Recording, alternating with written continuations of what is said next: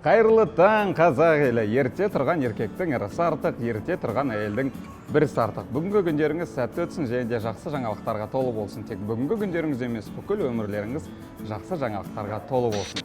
Мен таңертең міндетті түрде осындай сториспен бастаймын. Егер басқаша бастасам, маған роднойлар деп айтамын, мен өзімнің оқырмандарым ұрсады.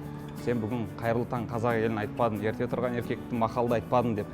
Былайша айтқан кезде осы сөздердің барлығын жаттап алған. Бұның барлығы қазақша контент, қазақ тілі. Қазақша ойлап, қазақша сөйлеп, тек қазақ тілінде креативті дүниелерді ұсынуға болады. Қазақ тілі қазіргі жастар тілі. Бұл блогер Жансерік Қадырбаевтың ұстанымы. Дәл осы ой Жансеріктің кезінде T-Jokers командасын құрып, елімізде ең алғашқы қазақ тілді вайндар түсіруіне түрткі болды. Негізі біз вайндарды, жалпы осы блогты орыс тілінде бастағанбыз.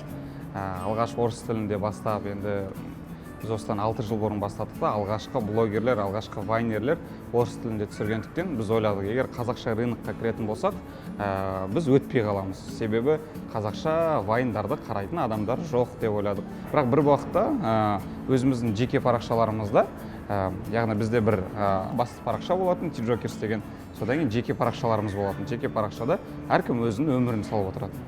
Сөйтіп жеке парақшаларымызда қазақша түсіріп бастадық. Жаңағы сторис болсын, пост болсын, барлығына қазақша түсіріп бастап еді. Содан кейін халықтан кері байланыс өте керемет келді. Біз одан кейін түсіндік, қазақша аудитория бар. Салт дәстүрге деген құрмет, қазақ тіліне деген махаббат, креативті көзқарас, тың идеялардың арқасында Жансерік бүгінде ең табысты жастардың біріне айналып отыр. Бүгінде ол бірнеше кәсіпті дөңгелетіп отырған блогер, мамандығы бойынша журналист, республикалық арнаның тележүргізушісі. Одан бөлек Жансерік қазақ тіліндегі тырнақалды кітабын жарыққа шығармақ. Кітап жаздық, қазақша, өзімнің оқырмандарының арасынан. Әлі ресми түрде шыққан жоқ, соның өзінде предзаказ дейді ғой, алдын ала тапсырыс берудің өзінде 5000 кітап бұлай өтіп кетті енді. Бұл менің ойларым. Неше түрлі әңгімелер жазылған, қайырымдылық тақырыптары, жалпы арманға жету, жалпы армандар орындалады деген тақырыпта бір ауадан әңгімелерді алып емес, өзімнің өмірімде болған жағдайларды бір белгілі формулаға келтіріп халыққа ұсындым. Жансерік үшін менің роднойларым атты кітабы жүзеге асқан жоспарларының бірі ғана. Болашақта ол қазақ тіліндегі тың дүниелерді халыққа ұсынып, қазақ тілін жастар арасында насихаттамақ ниетте. Неге бүкіл әлемнің барлығы бір тілде сөйлемейді? Ойланып қарасақ, оның барлығы бір ұйымдастырылып қойған нәрсе ғой негізі.